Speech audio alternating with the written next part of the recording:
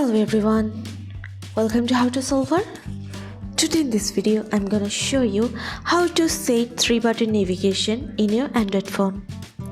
Before starting the video, please subscribe to How to Solver. So let's get started. For this, you have to open your settings. Now scroll down. Click on System. Here you can see the option of System Navigation. Press on this. Now here you can see two options, 3-button navigation and gesture navigation. If you want to set here 3-button navigation, you have to select here 3-button navigation. That's it. So this is how to set 3-button navigation in your Android phone. So guys, that's it. You can do this. I think this video is very helpful to you. If it was, then give a thumbs up and hit the subscribe button. And thanks for watching.